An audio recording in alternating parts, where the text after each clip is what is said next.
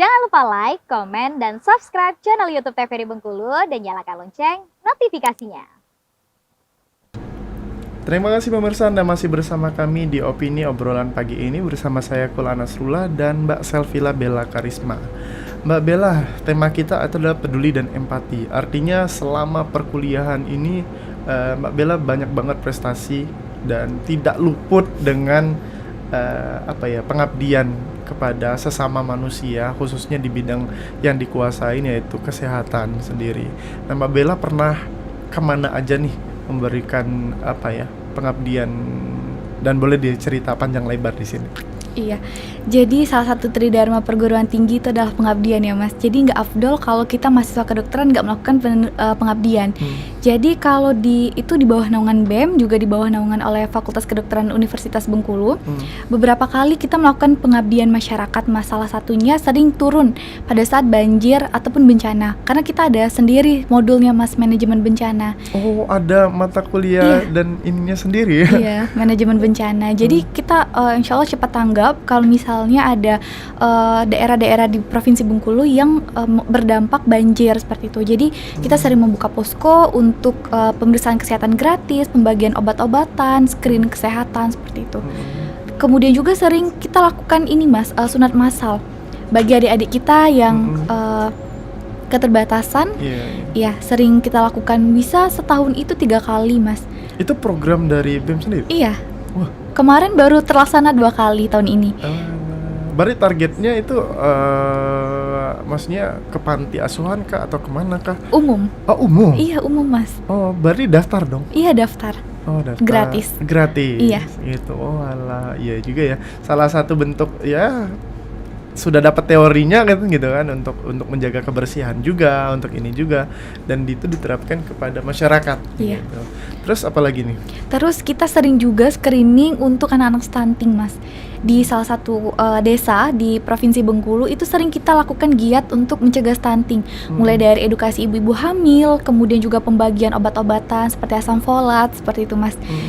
Pada ibu-ibu hamil, dan juga selalu screening rutin untuk anak-anak di bawah 3 tahun. Karena periode emas itu dari mulai kandungan sampai dengan usia 1 tahun, 2 tahun itu Mas. Jadi sering kita lakukan edukasi, screening untuk pemantauan mencegah angka stunting di Provinsi Bengkulu.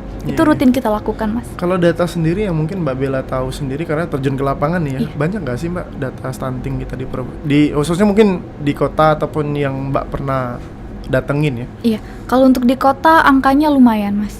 Lumayan ya? Iya. Biasanya penyebab dari stunting itu sendiri apa? Untuk penyebab stunting itu biasanya dari gizi ibunya Mas. Karena untuk ibu hamil itu kan cenderung terkena anemia Mas. Anemia itu kekurangan darah. Jadi ya apalagi untuk pernikahan dini Mas. Untuk pernikahan dini di bawah 20 tahun pada masa perkembangan ibunya juga. Jadi antara nutrisi untuk ibunya dan juga untuk anaknya itu kayak saling rebutan. Iya, rebutan. Iya, ya? analoginya seperti itu Mas. Ya? Iya, betul. Jadi kekurangan nutrisi dari ibu dan juga anaknya. Nanti anaknya berdampak seperti itu. Terjadinya stunting. Oh, itu yang menjadi mungkin faktor penyebab terjadinya juga gitu.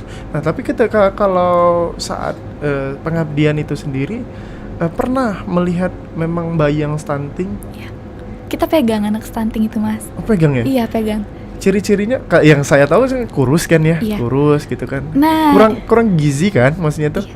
Gitu. Jadi tapi boleh dijelaskan lagi deh, lebih detail deh kayak gitu. Ya, jadi stunting itu Mas bukan cuma kurang gizi, tapi kelebihan gizi juga stunting. Oh, iya. Itu bisa dikatakan stunting juga? Stunting, badannya pendek, tidak sesuai usianya, berat badannya itu terlalu kurus atau terlalu gemuk seperti itu. Itu stunting Mas. Iya. Kata orang itu ini ya Mas, genetik ya. Ternyata setelah kita pelajari, genetik itu hanya mempengaruhi 25% dari tinggi badan dan berat badan anak. Jadi selebihnya itu ya nutrisi dari kehamilan, kemudian pola makan, empasi gitu. Artinya kalau menemukan kasus-kasus seperti itu di masyarakat langsung, khususnya mungkin di stunting tadi, sebagai ini kan seorang dokter nih gitu kan, tapi sekarang kan tetap ilmu penguasaannya kan di dunia kedokteran. Apa yang dilakukan atau diberikan obat apa atau seperti apa nih Mbak? Mungkin kita sebagai mahasiswa kedokteran lebih ke edukasi ya Mas. Edukasi ibu hamil, dan biasanya itu malu ya Mas, ibu-ibu yang mau screening anaknya. Iya. Sebenarnya itu kan kesadaran dari ibunya sendiri ya Mas ya, mau enggak men-screening anak-anaknya. Jadi itu kita tumbuhkan kesadaran bahwasanya stunting itu bukan aib, tapi untuk pertumbuhan anak ibunya sendiri. Iya, Nanti iya. kalau nggak kita cegah sedini mungkin, berdampaknya nanti ke masa-masa yang akan datang. Karena dampaknya itu mulai dari perkembangan otak yang kurang maksimal, seperti itu Mas.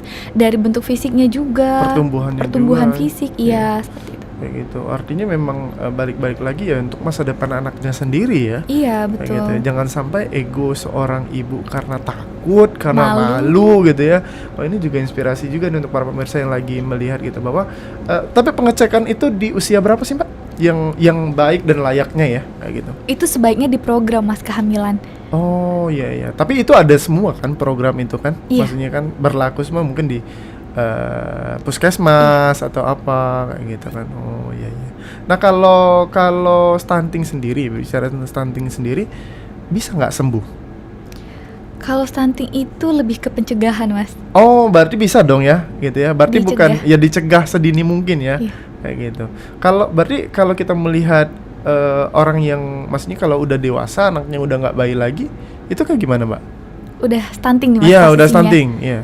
Mungkin pengoptimalan fungsi-fungsi dari tubuhnya Mas yang bisa kita lakukan, seperti stimulus dari pola berpikirnya, kemudian dari kegiatan fisiknya, mungkin itu yang bisa kita bantu. Oh iya iya, tetap di dunia kedokteran selalu ini ya, update ilmu ya, Iya. tentang penyakit-penyakit, dan stunting kan juga termasuk program pusat juga ya, Iya. gitu kan? Sedang konser ya Mas. Sedang concern gitu. Iya. Untuk selalu bisa peduli kepada sesama kita, khususnya mungkin orang-orang terdekat kita juga kayak gitu. Nah, apalagi nih Mbak bentuk pengabdian atau kegiatan-kegiatan yang Mbak Bella lakuin gitu kan? Tadi stunting tadi. Ada lagi? Disability movement Mas. Apa itu Jadi- disability movement ini? Iya, jadi kita pengoptimalan anak-anak disabilitas. Mm-mm. Jadi di situ mungkin banyak orang tua juga ya Mas yang malu anaknya disabilitas. Terus juga anak-anaknya juga mungkin mengalami kemunduran dari teman-teman yang sebaya.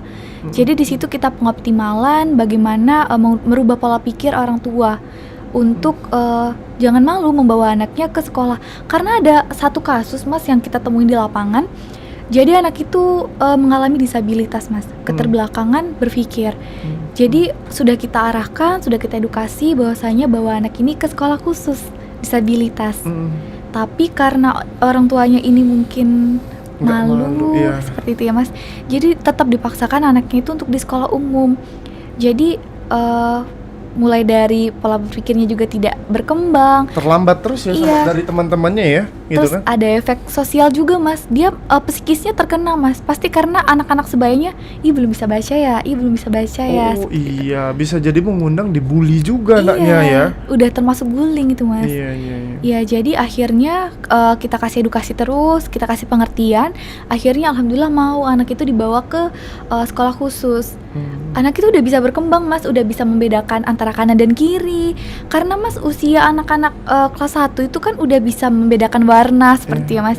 Nah kalau anak itu kemarin belum bisa membedakan warna, kanan dan kiri juga masih bingung. Bingung deh. Iya, akhirnya Disuruh ke kanan tapi dia ke kiri gitu ya. Oh, iya. disuruh ngelempar bola aja kekuatan tangannya itu nggak ada Mas.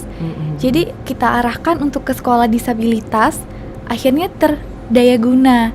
Anak itu sedikit demi sedikit ada kemajuan, udah mulai percaya diri Mas, udah bisa kita, ayo siapa yang mau berani nyanyi, udah mau angkat tangan, seperti itu Mas. Iya iya, berarti Mbak Bella juga maksudnya turun langsung Iya, ya turun. dengan melihat perkembangan anak-anak kayak gitu juga gitu. Karena ya mau tak mau ya kalau bukan dari orang-orang kesehatan yang paham itu juga mungkin sulit juga untuk bisa meyakinkan ya Iya. untuk orang tua punya anaknya kayak gitu. Nah kalau orang-orang yang mendapatkan karunia lah kita sebut kayak gitu, disabilitas seperti itu juga faktornya dari genetika atau mungkin apa yang dikonsumsi atau pola hidup dia atau seperti apa?